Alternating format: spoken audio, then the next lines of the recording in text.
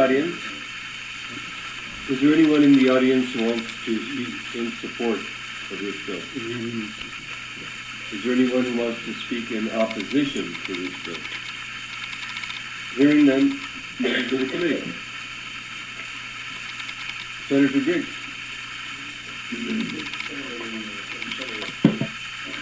I'm looking right here at an email that I've received. I've received not thousands, but I've received several.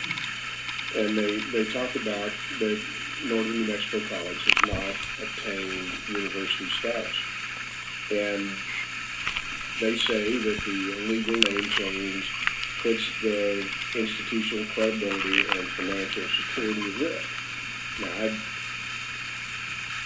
Mr. Chairman and Senator, I honestly don't know whether that's a correct statement or not, but I'd certainly like to have the response from your experts to kind of tell me why this email should be disregarded. And I would like to defer to Vice President Ricky Sanchez, please. Sure, Mr. Chairman, Senator Griggs, thanks for the question. Yeah. The little one, the handheld. Everybody won't be able to hear you that way. Thank you. Mr. Chairman, Senator Griggs, thank you for the question. There is no, we've actually been taken aback by the accusation that there's a status or a stature or a point that's recognized by any law or accrediting agency that we have yet to meet. So in the handout we passed out, there are really two agencies that we're concerned with. One of them is the regulatory agency in New Mexico, is the Higher Education Department, and nowhere in statute or law is there a point in time when they authorize an institution to be either college or university. The second is our accrediting agency, which is the Higher Learning Commission, which, by the way, is the accrediting agency that accredits all of the four-year institutions in the state of New Mexico. They already have acknowledged the name change. They've sent us also a list because it was a concern that there perhaps was a status associated with type of degrees offered, etc.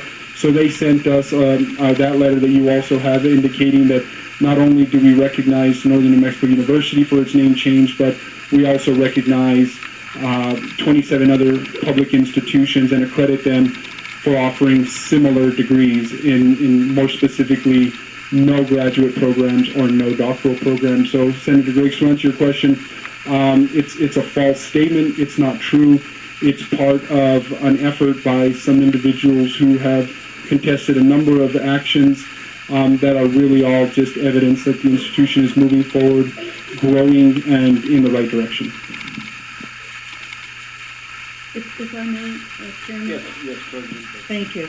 I would like Domingo Sanchez to answer the second part of your question regarding the finance stability of the institution. If that's all right, Senator Griggs? Mr. Chairman and Senator Griggs, the issue as it was raised, it's interesting to me. I don't know where they're basing it on. I know that one of the issues, though, that we've talked about in terms of a transition from one name to another is, of course, you have letterhead, you have branding, you have all these different materials that if you were going to hit it all in one fell swoop, it would cost a fair chunk of change. But we took that into consideration. We're going to continue, as we continued from the transition from a community college to a college, to use the resources or the materials that we have with our existing name. We've already put a plan together for the easy things. For example, your website, a lot of your electronic documentation. In today's environment, a lot of the letterhead that most folks use, they buy the color paper and then they have color printers now, and you change the wording. So there are some costs, there is some. But what we're again going to do is live on the resources or the materials that we have until we make that transition.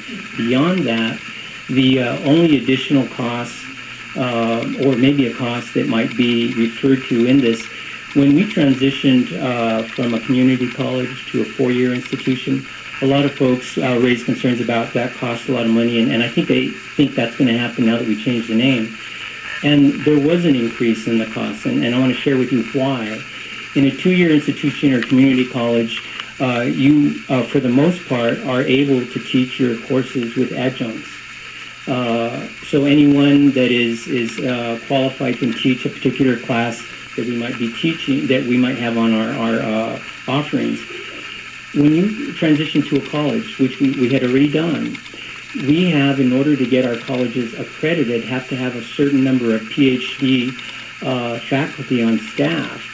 That's where the cost starts to become evident in terms of the comparison of a community college and why folks were shaken, and rightly so, that there was a disparity in terms of the old prices that they paid versus the new ones. We have to, in order to credit our colleges, hire a greater number of PhDs, and that's the direction we've been on. We've increased our PhDs in the last, I think it's four and a half years, from about, I think we had about 13, we're in the 36, 37 range. But that's what you have to do in order to establish the foundation if you're going to go forward as a university in this case, or even a college that's accredited.